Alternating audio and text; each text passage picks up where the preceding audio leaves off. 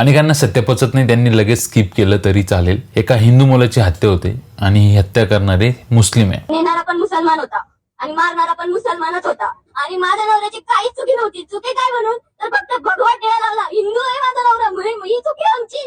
आता हत्या ती टिळा लावली म्हणून झाली की त्यांच्या अगोदरचे भांडणं होते म्हणून झाले की काय, तो प्रकार तपासाचा आहे आणि पोलिसांचं काम ते करतीलच. प्रश्न हाच आहे की हिंदू खरंच सेफ आहेत का तुमच्या काळात पण?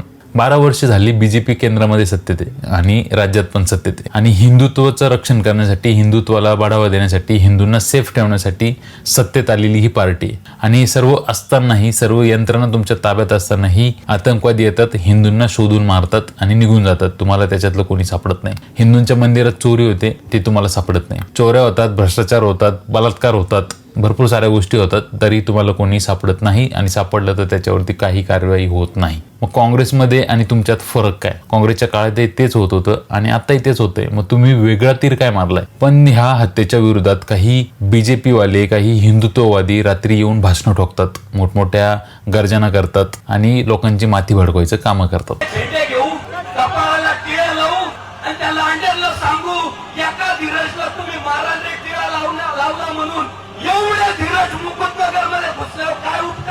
आता त्यांना सांगणं आहे की ज्यांना प्रश्न विचारायचे त्यांना सोडून तुम्ही रिकामी छाती बडून काय फायदा नाही की तुम्ही तुमची राजकीय पोळी भाजून घेताय. काही आमदार आहेत आणि काहींना आमदार व्हायचे स्वप्न पडतायत आणि त्याच्यासाठी हे सर्व चाललंय. अर्धी बीजेपी बघितली तर गुंडांची टोळी आहे. प्रश्न हाच आहे की हिंदू खरंच सेफ आहेत का? आम्ही सर्व सेफ आहोत का?